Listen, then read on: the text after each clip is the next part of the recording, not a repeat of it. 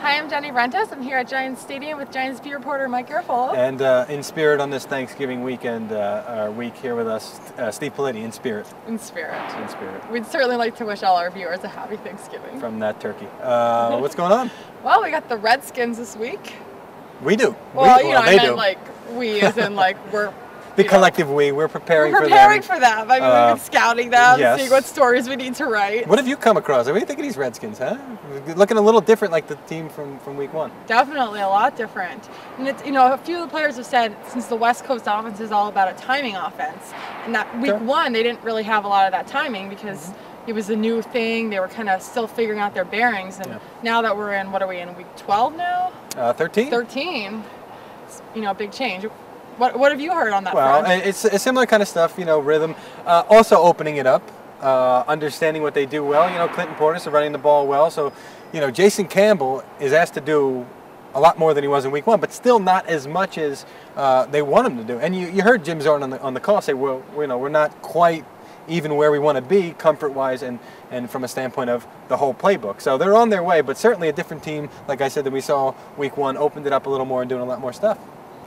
And I guess when the Giants played them in week one, Clinton Portis had 82 yards, his second lowest yards per carry. Okay game, and since then he's had a bunch of 100-plus, 150-yard games. So. Yeah, and one of those runs that he had was because Brian Keel wasn't in the right spot. I don't remember what he gained on that yard, but I believe it was his biggest carry of the game. So you factor in that now Chase Blackburn's in that spot, he's in the right spot. All of a sudden the game is even less impressive than it was. And again, it was already a pretty good job by the Giants defense of holding it down. So they're going to look to do the same kind of stuff and look to keep them contained if they can.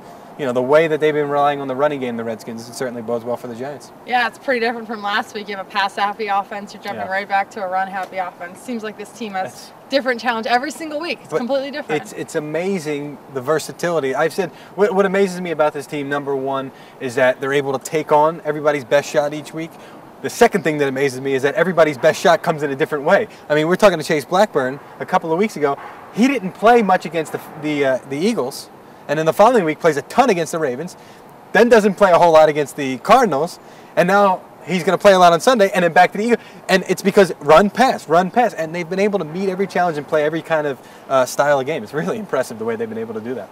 And before kickoff on Sunday, the Redskins are doing the Sean Taylor tribute. Yeah.